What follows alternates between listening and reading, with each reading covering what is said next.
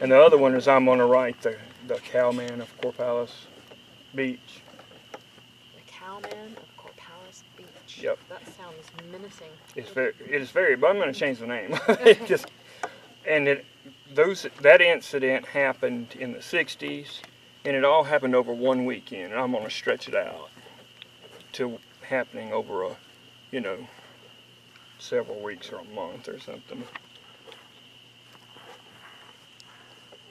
What are you doing, Melissa? I'm fixing your lid. My big butt made a dent in it. Oh, okay. No biggie.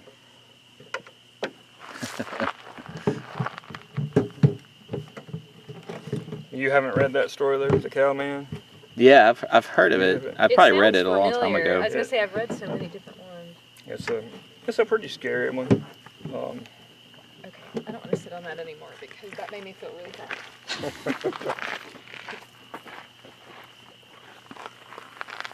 This one I came across as I was searching for scary stories to put in my little Yeah. What was the story again? How did it go? Basically, a man writes it, a young man.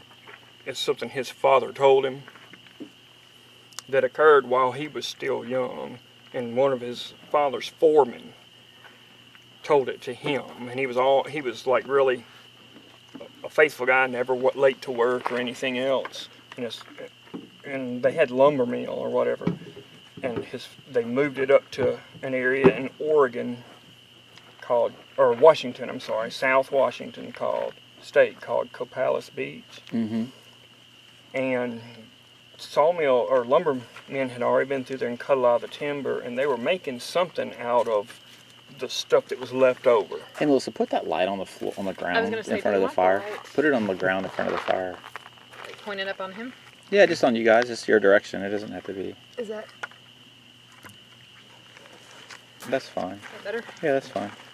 But they were making something out of whatever's left over, and I don't know if it was the tops. You got to pull in more. You got to be in this too, Abigail. You're giving good contrast. I know, we got to start It's more interesting to have more people in Hold it. on, we gotta start it's dying.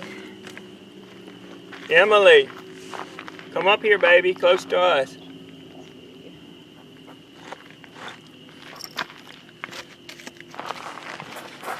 Anyway, and they were making something from whatever was left over from the timber operations. The treetops or limbs or something. I don't really know. And while they were there, they lived in temporary houses, rentals or whatever. And this particular foreman, he had a rental house, off somewhere maybe 20 or 30 minutes from where the mill was. And he came in late one Monday morning, which is very late, and he's never late. And he was visibly shaken up. And so the boss asked him what was wrong.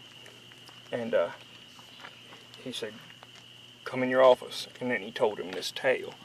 And of course the boss never told anybody. And basically they got the job done in Copalis Beach and left. But he said he had like 2 kids, I think, and his wife. And during the week previous, the younger kid kept talking about somebody, a cowman or something, that he'd seen out in the field or whatever, looked like a cow. He was hung in a fence, he told his mom. And his mom said, "What are you talking about? A cow is hung in the fence?" And he said, "No, the cowman." And so his mom went up back, and looked, and there was nothing. He said, "Oh, he must have got out, been able to get out." And anyway, different things like that happened over, the course of the week or whatever. And then he would talk about the cowman looking in his window. And he was nice. "Oh, he's nice. He's not trying to do anything or whatever." And one day his mom was fooling around outside cleaning up or whatever, outside the house. And she noticed the ground pressed down right outside the boy's window. And maybe there were handprints on the window or something. I can't remember exactly. And at some point, when everything came to a head, she walked into his room sometime and she saw the thing looking in his window. And it wasn't friendly, it was trying to get in, basically. Oh, wow. And she got them all in the middle of the house, and it was some kind of horrific night or something. And when her husband got in, you know, she told him what was going on. He went outside to see if he could find it or whatever. Thought it was in the barn. He fired a few shots, whatnot. Him and the older boy, the next morning, they went around looking, and he thought he saw something maybe in the backfield or whatever. Walked back there and didn't see anything, but he saw tracks going off into the woods. They went that way, and as he got on in, and I may be getting some of the details wrong, so just as he went on in, he saw it, and they started going, you know, he was afraid, and they went back into their field, and the thing was, as they were running, it was running, and it was closing in on like its son or whatever. And I can't, maybe he shot at it a couple times or something, but he was horrified, and they managed to get into the house or get into a vehicle and drove to a neighbor's or something. When they came back to the house like the next day, it had torn the doors off, just thrown stuff all around inside the house, basically ransacked it. Now there are some horrific details that I don't know off the top of my head that you could get by reading the story. But basically that was what happened, and he loaded what little stuff they had left that wasn't destroyed up and carried her somewhere where she would be safe, her and the kids, and came to work late that day and related all that to his boss. And who was this man who told the story's father. And he didn't tell anybody, his son or anybody else, that story, you know, till years later, because he didn't want them to be afraid of going in the woods or anything, even though they moved from that area. But, well, I take that back. I believe that the men were told about it, but just not his son, because they all kind of, I think he said that he noticed the men kind of talking in hushed tones after that, and kind of eyeballing the woods wherever they went, that kind of thing. So,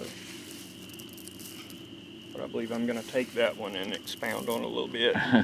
Yeah, that's a good one. There's so many stories. I know. It'd be a great collection.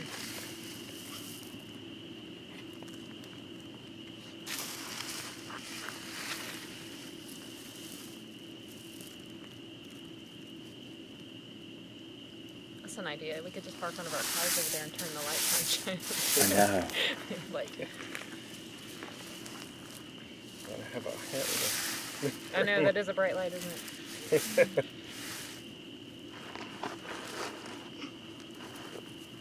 Normally I shave my head, that's why I wear a hat with a brim all the way around.